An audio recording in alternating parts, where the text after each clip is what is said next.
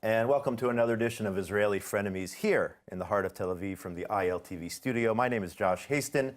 I'm a freelance journalist, also a radio host here in Israel. With me today is Jacob Ner David. He's a member of the International Council of the New Israel Fund. Jacob, let's get right to it.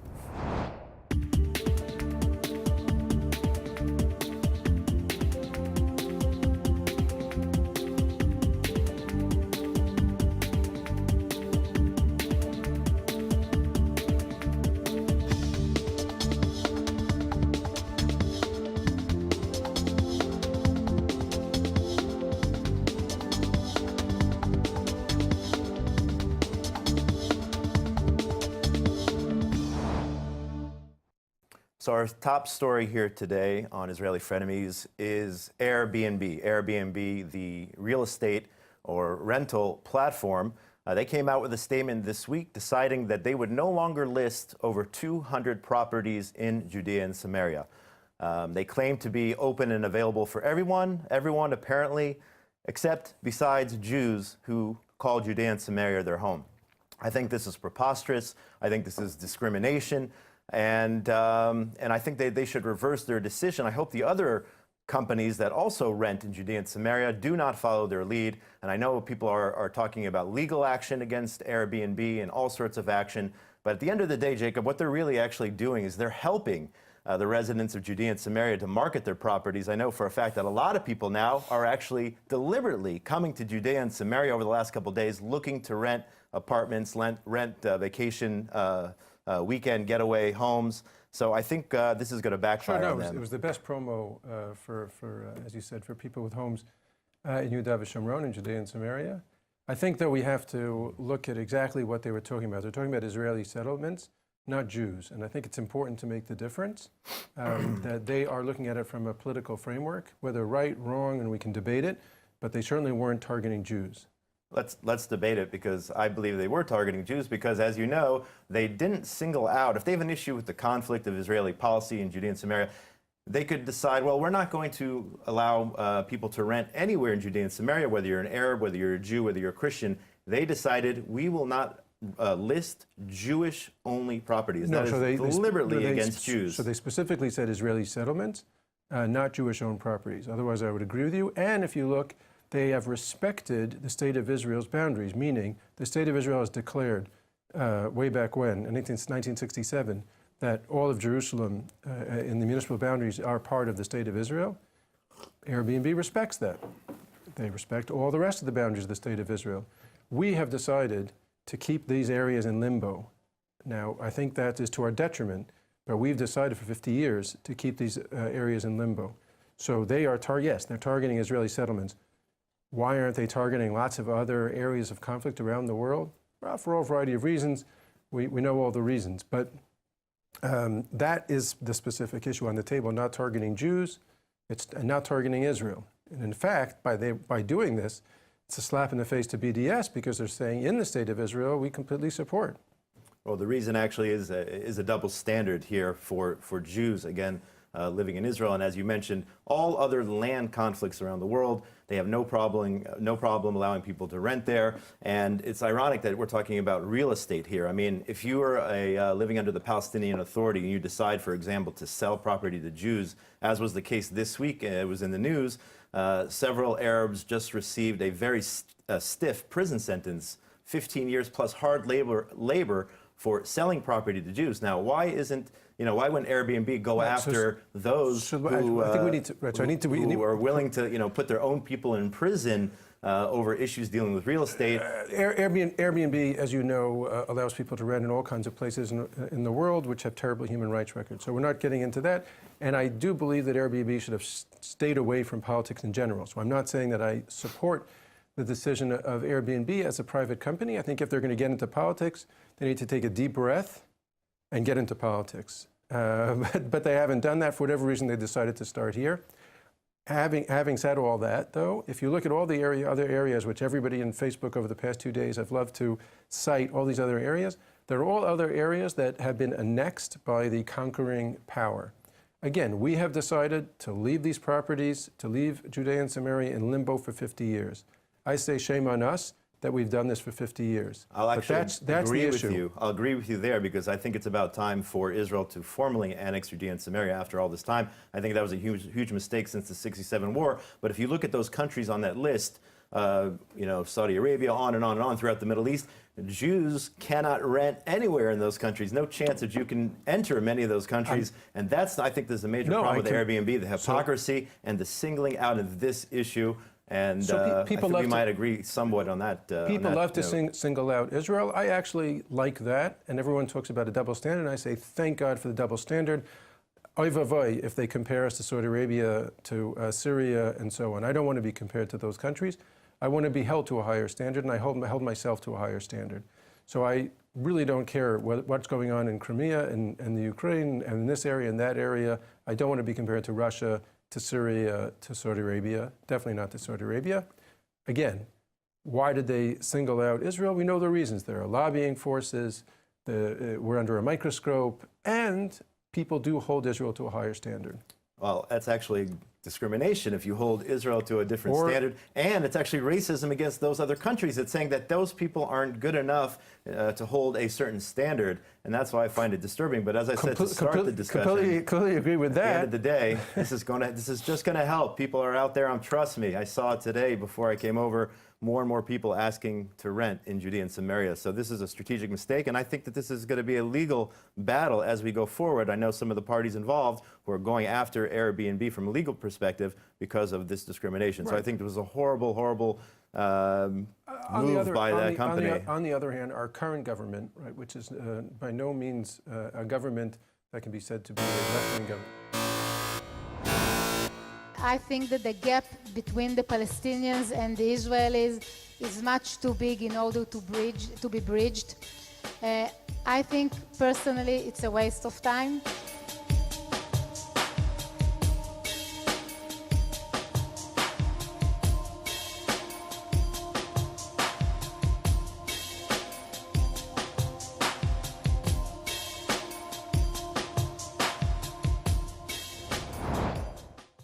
So the clip you just saw was our Justice Minister Ayelet Shaked from the Jewish Home Party speaking at yesterday's Jerusalem Post conference in Jerusalem. And she essentially sent a message to the Trump administration saying the Israelis and the Arabs, the Palestinians, are so far apart on the issues of peace, so let's not even introduce any plan, because she believes any plan which they introduce is destined to fail. Now, why is this so relevant? Up until now, the Netanyahu government has essentially been in line with the Trump administration. Things have been hunky-dory between the two sides. And now here you have one of our top ministers saying publicly to the Trump administration, don't even introduce a plan. Now, we don't know what that plan is. There have been rumors, there have been leaks. Nobody actually knows what is in the plan. Nevertheless, Justice Minister Shaked, who knows if this will be a firestorm because of her comments. What do you think about her statements? And do you think that this is going to create a bigger issue or a rift, perhaps, between the wonderful relationship that our government has with the Americans at this time? Right. Well, first of all, we have to keep in mind that Minister Shaked, while a member of the current government, from a political point of view, represents a relatively small slice of the Israeli population. And so she shouldn't speak on behalf of the Israeli people when she speaks. She can certainly speak, if she wants to, on behalf of the current coalition, if the coalition allows her to. However, in terms of what she said, and I think what will happen with the Trump administration, when she talks about a waste of time, the Trump administration, and we know the people who are involved, right? It's Ambassador Friedman, it's Jared Kushner, Jason Greenblatt. If she feels they were wasting their time, she should have said that 2 years ago. She allowed them to spend 2 years in intense work trying to get somewhere and trying to move the ball forward. If she believes the ball can't be moved forward, then she should have said that 2 years ago. See, so I agree with her statements, because I do believe that it is a waste of time to embark on any peace plan, especially now. I mean, we've been going down this path now. If you take the Oslo Accords 25 years ago, we've been going down this path. It's only led to the death of 1,600 Israelis, whether in terror attacks or whether in wars or whatnot. So I agree with her, but I still hesitate in order, when we're talking about accepting the fact that she said this publicly, said this in a forum where she doesn't know, unless she does know and she's not saying anything. But as far as I know, I actually interviewed Jason Greenblatt a couple months ago, and he said nobody knows what's in this plan. It's classified, top secret. Israelis, Americans, nobody actually knows what the plan is. So Is she perhaps making a mistake? It's possible to say that maybe she made a mistake by saying this publicly, going against, even if she does represent just the Jewish Home Party, she is our Justice Minister. So it could be a mistake that she said this publicly. Oh, it was and we'll see what Donald Trump and his team say down the road. It was definitely a mistake. And also in terms of our current government, if you look at what our Prime Minister has said repeatedly over his now almost 10 years as Prime Minister, he doesn't agree with her. And he has invested a lot of his own time in various efforts to try and move the ball forward, to try and move closer to some sort of long-term arrangement, whether it's vis-a-vis Yehuda v'Shomron or in other areas. So I don't think the Prime Minister himself agrees with her. But what do you, the statement itself, which she said, which I do agree with, that we are nowhere near any type of deal. I mean, I think she's spot on when it comes to that. I mean, with the incitement on a daily basis in the Palestinian Authority, Hamas in Gaza, I don't see any plan at this point. I think she's spot off, not spot on. Okay. I think we have to look at things separately, whether it's Hamas as a movement, and you have to look at them separately as their political side and their military side. But if we're talking about the vast majority of Palestinians, and I believe the majority of Israelis, if the right people were talking to each other and if they were allowed to move forward, in other words, not coalition governments that are going to fall any second, or perhaps on the other side, threats of assassination or who knows what. But if there was an actual government on both sides and leadership on both sides that can make bold moves, then I think there is something to be done. And I believe the majority of Israelis and majority of Palestinians feel that way, so even now. A statistic just came out today which indicated that a very, very low percentage of Israelis are actually now in favor of a two-state solution after years and years of Mahmoud Abbas, as we see here, and his anti-Semitic rhetoric, his Holocaust denial, his incitement in the daily news and textbooks and all that. I think Israelis are waking up to the fact that he's not a true partner for peace, despite what Tzipi Livni said yesterday, saying that we need to strengthen the Palestinian Authority. I disagree with that entirely. I think the Palestinian Authority, in my opinion, has to go after all this time. We know who they are. We certainly know who Hamas is. And as long as as I tell people all the time, as long as the next generation of Arab children grow up thinking that Jews are the sons of monkeys and pigs as they're taught in their school books and in their texts, right, I don't think we'll have any peace here in the near future. I completely agree that we should not have allowed, as successive Israeli governments have allowed, all kinds of hate speech and hate education to take place. We should definitely not have allowed that. Completely agree, and we shouldn't allow it to happen here either. Unfortunately, we allow lots of stuff like that to take place, even in areas where it's completely within our control, like in Jerusalem. We have now, for a good 50 years, been in control of Jerusalem, and we have not done much in East Jerusalem in any way, shape, or form to truly integrate it. But I think in terms of what you're talking about with a two-state solution or not a two-state solution, I think you need to not just say what you're opposed to, I think you need to say, okay, so then what? So, for example, Naftali Bennett, as recently as a year ago, publicly described a situation which sounded like a two-state solution. He calls it something else, but it sounds a lot like a two-state solution. So, if Minister Shaked doesn't like the Trump peace plan, whether she knows what's in it or doesn't know what's in it, so what's her plan for moving forward? If her plan is status quo, we're just going to stay like this in limbo for another 50 years, that's not much of a plan. There's a lot of plans out there that I know of personally, at least 5 or 6 different plans. If we had more time, we could talk about it today. But I know one plan that I don't think we should take, and that's the plan of suicide. And in my opinion, a two-state solution is suicide. For the Jews here in the land of Israel, I think the country can be divided up. I was just looking at the mountains here, staring at the window here in Tel Aviv, and you can see Judea and Samaria from up above. Imagine if Hamas or any other terror group had control of those hills. Now we're talking about a security situation, and we could line up generals on this side and generals on that side, and we can have a security debate. Neither of us are generals, so we're not going to have the security debate. Yeah, well, we'll see what happens. And currently there are more generals saying that there is a possibility to move forward. There's also politics involved in their statements. They also have political ambitions by making those statements, and I don't subscribe to it.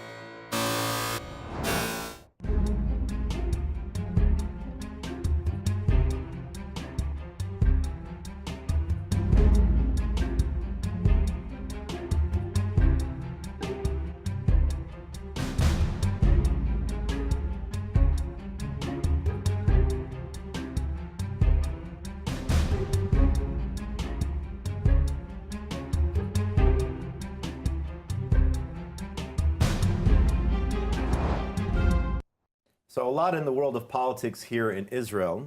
We had, of course, last week Hamas shooting 460 rockets at Jewish communities. Immediately after that stopped, our defense minister, Avigdor Lieberman, resigned from his position as defense minister. Prime Minister Netanyahu then assumed that portfolio, along with the other portfolios he has. It seems like he has very busy days. I know he doesn't sleep too much, but what we're left with practically is a coalition of 61 members of Knesset. Now, that is a razor-thin majority. You have to have over 60 in order to have a majority. So the question is, it appears at this point, today, we are not going towards early elections, which means the elections would be held in November of 2019. But you never know here in Israel when a government can fall. If there are important votes in the Knesset, if they don't go the right way, the prime minister then could call for early elections. It looks like some of the other parties have backed off, Naftali Bennett's party and others. But this razor-thin majority, I mean, the question is, can this coalition govern? Can we govern here? I'll ask you, Jacob. Can we move forward, make any progress in the Knesset with a 61-seat majority? I think it's very difficult. I think it's very difficult as well, especially when certain factions, as you mentioned, of the current coalition, for example, the Jewish Home Party and the two ministers in the government from the Jewish Home Party, as recently as 2 or 3 days ago, were saying that they were going to be resigning and moving to elections. Now, all of a sudden, they're not resigning and they're back in, and all kinds of other things that they've said about the current prime minister and the current coalition government. On the other hand, you have a minister of the Interior who once again is on his way to indictment, Aryeh Deri, for once again the police recommending that he be indicted. This is not just a coalition government. This is at most, government that's going to survive another few weeks. Another months, I would be surprised. But so I think when we talk about Israel and Israel being strong and being able to do what it needs to do as a country, we're in an untenable situation right now. And I think the fact that Prime Minister Netanyahu did not call for elections is simply survival mode tactics. Just so people understand, I mean, the other day there was a crucial vote in the Knesset, and you had MK Sharon Haskell from the Likud party, who was hospitalized, right, and even with the IV in her, exactly, she decided to go to the Knesset against doctor's orders because she wanted to cast her vote in whatever it was that was on the table. So, I mean, it appears, and when all of those people who analyze the political situation, they say that the prime minister wanted to push it off as much as possible to distance the 460 rockets and his, in my opinion, weak response to Hamas as long as it can. So that way it's out of the conscience of people when they go to that ballot box. That's why he wanted to push it off, people say, to November. And the question is, will he then go back on his original thought and decide to call early elections himself if he realizes this Knesset is, essentially null and void if they don't get anything done in the next couple of months? Right. Minister Lieberman resigning as defense minister, seemingly because he was not satisfied with what the government was doing, specifically in Gaza. He just didn't expose to us what his actual plan was that the government didn't accept. In other words, if he was resigning because the government wasn't prepared to do X, Y, Z, what was X, Y, Z? We don't know. So what we do know is that Prime Minister Netanyahu, time and time again, has agreed to ceasefires with Hamas, has negotiated with Hamas, even though he says he doesn't negotiate with Hamas. He obviously repeatedly, through third parties, negotiates with Hamas. So as long as he's negotiating with Hamas, why don't we negotiate with Hamas, actually, and instead of all of these ceasefires and then going back to rockets and not us having to retaliate, why don't we actually get somewhere with Hamas? Same thing on other fronts. Prime Minister Netanyahu does not seem to have an actual plan forward in many areas. And again, his coalition is 61. No matter what he does, it's going to fall apart. No, I agree with you. There's a lot of kicking the can down the road in terms, it seems like that, in terms of the current policies of this administration. I mean, he's been the prime minister for a long time, and in my personal opinion, he's done a lot of good. But on the other hand, some of these major issues, it seems like, as I said, it seems like he's been pushing it off as long as he can. Defense Minister Lieberman, he claimed that he resigned because Israel wasn't strong enough on Hamas, but then he's the same person who said that if he became defense minister, and that video went viral again on social media, that he would assassinate, take out the head of Hamas within 48 hours, and he didn't do so. So I don't know what plan he had. But again, we're talking, what I find disturbing, though, is how quick we can go. And I was just in the South visiting with some of the kids down there 2 days ago, how we can go from 460 rockets, immediately shift over to the politics of the whole issue. And that's really what bothers me, as the people down there, the kids, they don't even have PTSD. because there's no post. It's Yes. always another they're in threat of trouble. rocket fire. So I think we have to be strong against Hamas. I don't think we should talk to them ever. I understand they're in control, but people forget that they're an Islamic terror organization that blew up buses on a daily basis here when I met Aliyah in 2002 in cafes and whatnot. And all of a sudden they're sitting pretty as if they should have a meaningful role in any of this. I think they should be marginalized, and a lot more than that. A lot more. We don't have all the time in the world for my whole plan on how to deal with Gaza, but stay tuned for that. Look, I think our situation, again, going back to the idea of limbo, we've left Gaza in limbo. Yes, we did it partly out of reaction to what happened in Gaza when we left Gaza, and I don't think a unilateral move was a good idea, but it was a choice taken by the Sharon government. We pulled out. They then started doing what they started doing. We then retaliated, and we've been in this limbo period ever since. So I don't believe that limbo is good. I don't believe vacuum is good. And I think that's the situation that we're facing as well, and we will face even more. So this week in the United States is the holiday of Thanksgiving. And even though we're here in Israel and it's on Thanksgiving, it's just another day, it's just another work day. You don't feel it in any way, shape, or form that you do in the U.S. I still think we should express our thanks. We should be thankful for this wonderful Jewish state of Israel that we have. We should be thankful for all the good in this country. We debate the issues here on Israeli Frenemies, and some might get the perception that everything is doom and gloom around here. So let's be thankful that we have such a wonderful country, a wonderful land, a wonderful army that protects us 24/7. Let's be thankful this week of Thanksgiving. That is my good word for this week. I couldn't agree more. I think that sometimes we forget how good we have it. With all of our problems, we forget how good we have it, and we have to recognize how good we have it and our responsibility to keep the good in us and to spread that good around the world. So we're in agreement there. Amen to that, and to all the viewers out there, wishing you a wonderful week. If you're celebrating Thanksgiving this week, happy Thanksgiving from all of us at Israeli Frenemies and here at ILTV. Shalom, shalom from beautiful Tel Aviv. Have a wonderful week. We'll see you next time.